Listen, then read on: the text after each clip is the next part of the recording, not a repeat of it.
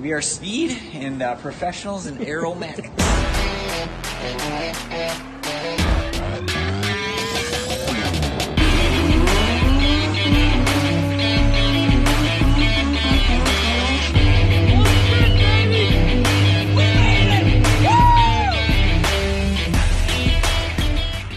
Oh wow, so we're finally starting to look just like a normal car again with the front end basically put back on with that tube kit. Turned out really nice. As you can see, I just have just a mess on this counter, everything, tools everywhere. I got to get this cleaned up. And then we're going to get to putting together the drivetrain, just the motor transmission. We have a aftermarket scatter shield for the clutch, all that kind of stuff. Let's get to it, fit everything in, and see where our drivetrain is going to line up for our engine mounts. As we get started mounting our bell housing, so we have our QuickTime bell housing, which is already set up bolt pattern wise to the Mazda bolt pattern for the rear housing. Now the cast iron on this one, this is just a 6-port housing, but the actual pin locations are going to be the same when we even have for the REW, for the automatic. The big thing is on the automatic, it doesn't have this bolt location. This is actually where the starter goes, which is how this bell housing is set up for how the starter is. So we won't be using that pin or that bolt location, but it will at least give us the actual depth of the pan, or the bell housing, where it's going to sit within the car. It'll help line up the transmission, all that. I did get all the hardware for the transmission, as well as we're going to use some hockey pucks for spacers for motor mounts. And we're actually going to use the factory OEM motor mounts that we have here for this center cast iron. So I'm just going to stack this plate together as a mock-up in the car to basically just locate where the transmission is going to need to go. And that's how we're going to actually start basically mounting making our transmission brace for the transmission, and then figure out where that actual shifter is going to come through the floor to see where that ends up as well. But super excited to see how this guy goes on our transmission. The bolt locations look like they should be fairly easy, and everything looks good. I will have to probably cut in a little bit of these holes. It looks like they would like to have a different type shoulder. Oh, dropped a couple shoulder bolt, but these are about the only ones that I can fit in here. I'll probably end up having to grind off some of the edges here, which is fine to get those in there. But to be able to actually get a bolt on, because I don't want to use Allens. I know that some people, they do use Allens. Yes, you can, but we are not using Allens. When those strip, they are a pain in the ass to deal with on these. If you get the socket basically strips that head off, pain in the ass to get out. So we're going to use regular bolts and just kind of shave off the outsides. What I'll probably end up doing is getting some ARP makes really nice bolt hardware. These ones are just from a local parts store, but ARP makes some really nice hardware that have a smaller head and the shoulder that will fit in here just fine. So we'll get those ordered up, but for right now, for mocking up purposes, we're gonna just make it work. So let's get after it. All right, so as we get closer here, we have all the bolts finally are in. So I basically went through this one. It's gonna have a whole location there, right? But right now we're not gonna use it. So anyways, you can see kind of here, I had to grind in just a little bit, just use a sanding belt, just one of those little 1-inch sanding belts, to be able to basically flush these in to get enough room around to get a socket on the top of these heads, which you can see there. They all kind of turned out pretty well. Couple of them didn't need it, and then the other ones did. I think only 2 didn't need it. So like this one was fine. I didn't have to sand anything there. But all the rest of them I had to get in there a little bit just to get it so that I could have the shoulder of the bolt get all the way down to the lock point of where it actually bottoms out. So other than that, everything went pretty well on getting the bell housing adapted to the rotary. They make it pretty easy to make sure that we're good to go. So we're gonna get the motor half stacked together here. I just got some threaded through rod with some nuts and some washers. So we're gonna basically make just a half motor so we can get our mount points from the center cast iron to locate the block, and we'll get this guy on our transmission and see what we look like. I will say this transmission is no BS. I mean, we got 1/2-inch bolts through 1, 2, 3, 4 bolt locations. We got a 7/16 in the very bottom. I can make it through that one. This QuickTime bell housing though does not use that very bottom bolt, which, I mean, it's okay. I mean, it's got 5 out of the 6 bolts that are holding this thing in, so I'm totally okay with that. Wow, that thing is just beef. I will say right now, that thing probably weighs like 90 pounds easy, maybe even a little bit more. I'm not sure, but with that bell housing on there, whew, she is a big, thick unit. She a big girl. She heavy for sure. But everything turned out really nice. Really like how this thing looks. Let's get up in the car and see what it looks like for that shifter location, because that I'm kind of concerned on, where it's gonna start poking through on the tunnel. So let's try it out. All right, so transmission, motors in. You can see we are using our hockey pucks just on the bottom there to space it. Normally you're about 1.5 inch gap there for the mounts themselves, but we want to drop the pan about or drop the motor about 1/2 inch. Still should be able to have clearance for the pan. But on the back, you can see where we have our QuickTime bell housing. Everything's bolted on. She's got a good angle to her. She's raking a little bit. Reason being is we're hitting on the actual shifter location. So let's take a look at that. Oh boy, I'll tell you what, working on the ground here, she ain't the best, but we'll make do. Oh gosh, we got some light. Let's get some light in here. There we go. Now we got light. So you can see here, let's just go this way. So we have our factory shifter hole location and where we need to be. So we're good.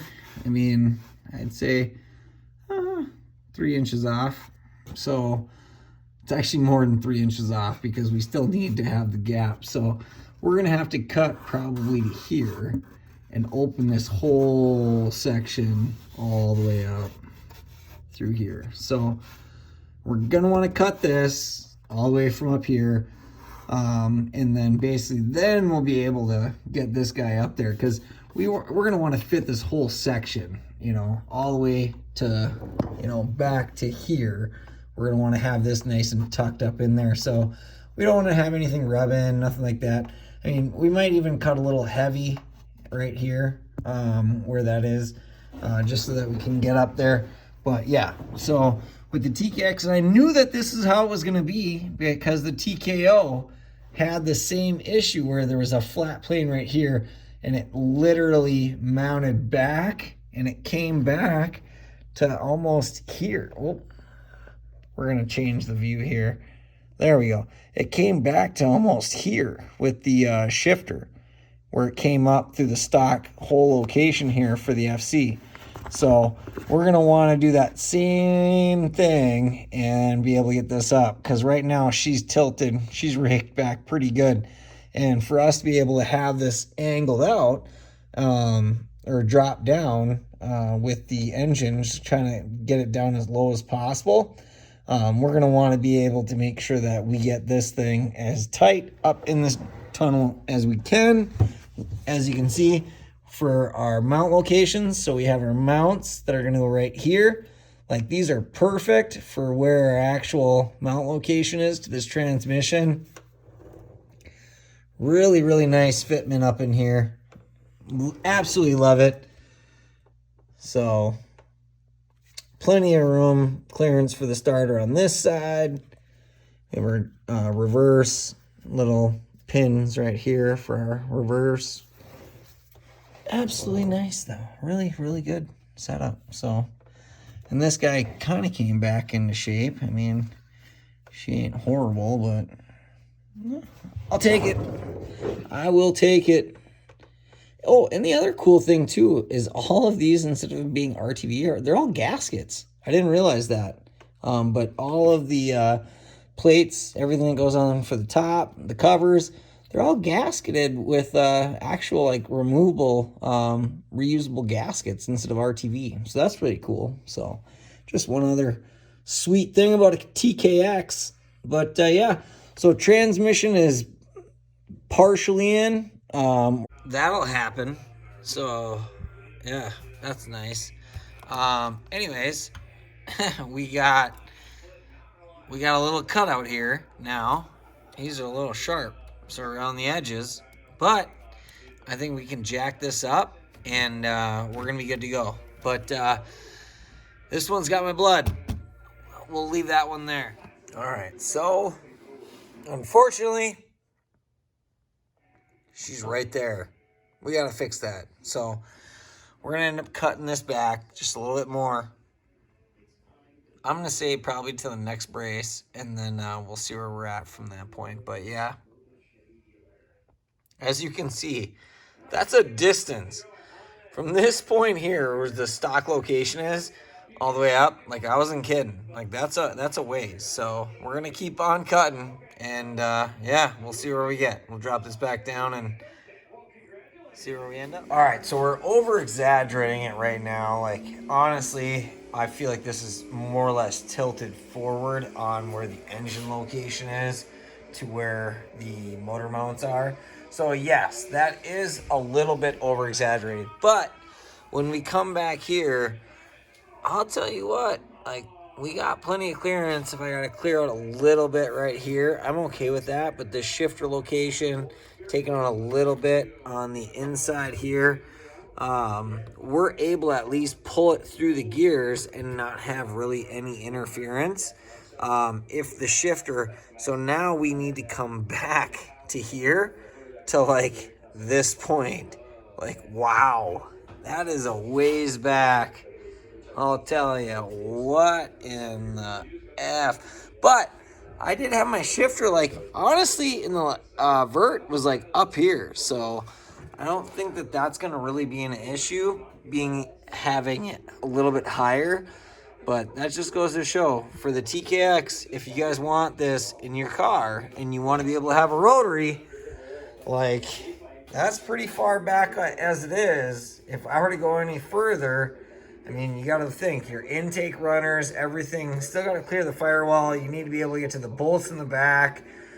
It's a lot to deal with. And also, even if we're only one more, rotor housing up to the front right here, like, we still have everything in front of, behind the shock. Nothing's really in front of the shock. So truly a mid-engine car.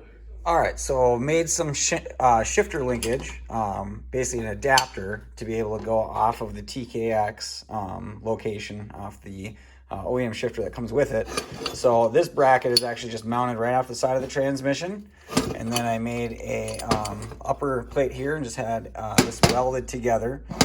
It's just basically tacked in right now at the top location, so that we can make sure that this is in the right spot. And then on here, I did put a shear point here. I've broken these bolts actually a couple times on my other shifter. So I know that this is kind of going to be the weak point, which is fine because it just helps for if I'm banging the gear really hard. It doesn't hurt the transmission. It just breaks this bolt off instead, which I do like that. Some may say to change that, but I personally, just my preference.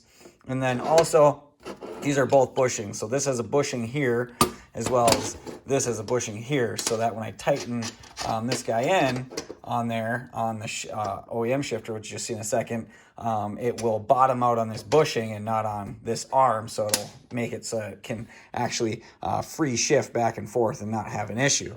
So let's get this guy mounted up and test it in there and see where we're at, and then we can proceed to our transmission mount. All right, well, that is the shifter location as to where we're going to be. You can see we got the Heim joint down there, a couple of spacers set up just so that that's not going to touch anything as we're using the actual shifter. Goes into gear really nice. Do like how it interacts, the linkage itself. The bushing up front worked very well. This one, I might trim just a little bit more of the inside of this bushing because that still is a little sloppy because this bushing is just a little bit too big. So this is already tightened all the way down. Just need to sandwich that just a little bit tighter there. which should clean up any of the slop in the back side of the linkage. But yeah, the front is really nice. Everything, really good movement. I absolutely like it. So yeah, let's move on to solid mounting the actual transmission. So now that we've got the transmission shifter, everything kind of where we want it to be, the one thing I want to do is the transmission cross member. I need to figure out what the actual engine angle is. Now, on like really, really fast cars, those guys are like 1 to 2 degrees for their engine angle. Even on my convertible, I was like 6 degrees for engine angle, which it seemed to work just fine. Didn't really care.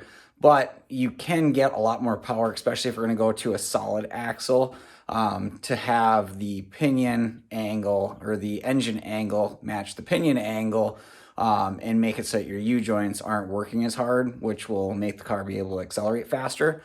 So I definitely want to decrease that a little bit, and make sure that we still have all the clearances, everything, and just kind of see how far I can go with this transmission going up, with the engine as low as I can possibly make it, because the lower I can get the engine, the more aggressive that I can get with getting that pinion or the engine angle, get that transmission higher up in that tunnel. And I got tons of room up there to be able to do that. So I got this neat little digital angle finder. So you basically, it's just magnetic. You hook it up onto whatever surface, you can zero it out. So far, I'll show you, I've zeroed the car. So like on here, obviously we have back, forth. This is pretty much at a 0 here. And I've got the front to the back as straight as I can, flat as I can make them. So I'm gonna go to this side here. We'll put that guy on a nice flat surface, about 0.2. 0.3, which, I mean, it's not bad. Obviously, I'm doing this on jack stands and trying to maneuver the jack stands to get the chassis as level as possible on, you know, a concrete floor. A lot of guys use like an engine or a chassis table to do this. I don't have that, so we're just kind of making do with what we got. But yeah, I mean, basically putting this on multiple different surfaces, I pretty much get the same number wherever I'm at, 0.03, 0.04, 0.2 on that side. So, I mean, we have it pretty close. So let's go and see how much room we have in between here to be able to get the motor to where we want it, and how far off it could potentially be. My motor that I have mocked up in here, and you could also use, like, you can use the flat surface on the bell housing as well, if you have a spot for it to be able to magnetize to the bell housing. I'm just gonna go right off of here so that I can actually see it. Right now I'm at about 83 degrees. I wanna get that as close to 90 degrees, right, for this surface, because that'll tell me that my, basically my crankshaft is as close to plane as possible to be able to get the output shaft of the transmission as close to 0 degrees as possible. So we will start jacking up the engine. As I'm jacking it up, we're gonna watch that number change. So that's gonna continue to get closer to 90 degrees. And basically, I'm watching in the transmission tunnel my clearance for my transmission as it's going up. And I don't want to go too high, because if it's hitting, that's not any good. So I'm going to say we're getting close there to the engine tunnel.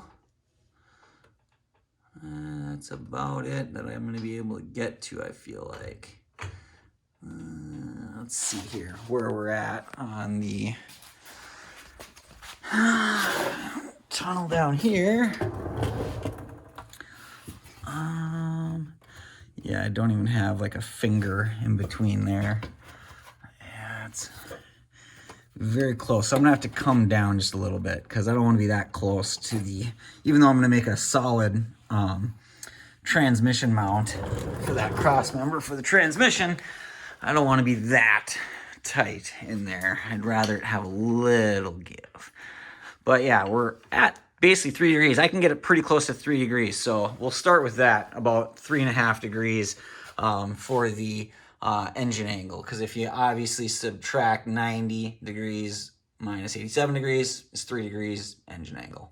So, but yeah, let's get to the transmission cross member for the transmission brace, and then yeah, we will proceed with that. So down here for our transmission mount, basically just this cross member that I made here. So I'm just using 1/4 inch plate. It's about 3 inches wide here, 2 3/4 wide, goes across. Be using both the inside metric bolts and then the outer 1/2 inch. These are generally the ones that you only need here. I'll get shorter ones. I just don't have any shorter ones. I just want to be able to make sure that all my bolt holes are lined up. Previously, before, this was already a drilled plate, so that's why these other 2 holes are there, but these 2 holes aren't going to be used. And then just a drop down here, and then the factory transmission mount is here and here for where they actually bolt in to the actual transmission tunnel. But yeah, looks really good. I do like how that turned out. So I'm going to just tack this to be able to weld it. And then I'm actually going to also kind of form these sharper edges and give them some nice little tapers, things of that, just to kind of make it look a little bit cleaner. But yeah, looks really good. So super stoked. And I'll probably end up actually, just as a FYI, so this is up welded to the side here on this corner. I'm going to probably end up, because I made this so that it was long enough here so I could drop this plate underneath to give the support downwards for the weight and not just all the weight on this weld. So this one I still got to trim out to get below this point here to be able to weld it. But as you can see on this one, how the plate is actually on the top of this plate, so it's supporting off this the weight off the plate and not just butted together there. So, but yeah, just one little trim here and we should be good to go. So you can see transmission's basically held up all on its own. Granted, it's just got tack welds on all sides, but just to verify nothing moves as to just putting some weight on it. All the angles seem like they're holding just fine. So this is going to work. It'll work very well. So let's double check and see what our engine angle is. In actuality, I can now just put the angle finder right on the back here, but we'll compare the front to the back here and see what numbers we get. After doing some changes, we're at 86.2. So that's 3.8 degrees of engine angle. Let's just double check off of the 86.2, and that's off the bell housing. So let's go underneath the car and see what engine angle shows off the transmission. Like that. 3.8. Did I say 4.8? 3.8. 3.8. Yeah. Which 3.8, I mean, I'm happy with that. It was, like I said, it was like 6.4 or something like that on the convertible. So to have 3.8, that definitely helps out quite a bit. So if we look up here in the tunnel, so just kind of get it centered in there. So yeah, I mean, the drive shaft will come through nice and straight. Now granted, this just to make it easier to do our pinion angles and things like that. Get the motor dropped down as low as we can for the center of gravity. Get the transmission up as high as we can in the tunnel without having to cut a whole bunch of stuff, I feel like is the way to go on this. Obviously, we're not going to have a ton of separation on this car with the instant center. So where it sits is where it's pretty much going to be. And to have it so that it's solid mounted here, super happy with that.